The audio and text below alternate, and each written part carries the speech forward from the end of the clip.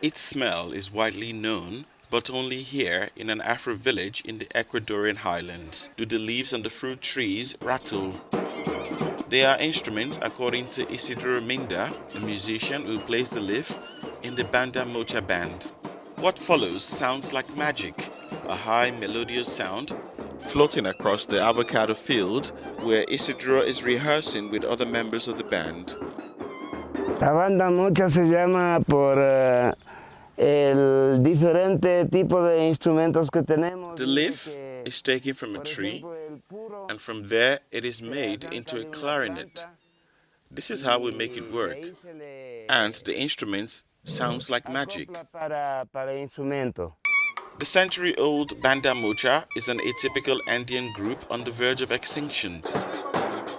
Originally from Chalhuayacu in the province of Imbabura, there are 11 amateur musicians trained exclusively in the tradition.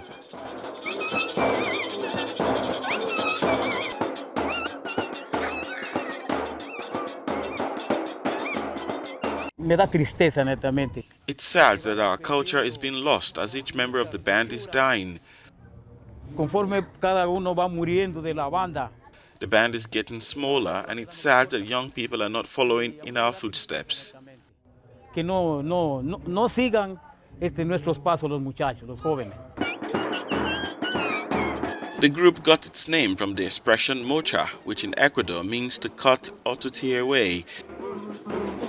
Mira, lo que me gusta de mi instrumento que suena. What I like about my instrument is that it sounds as I put my voice to it.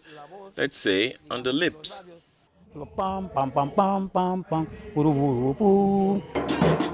This village of some 2,000 inhabitants will play host to the Mocha group in what is the patronal feast of Chalhuayacu.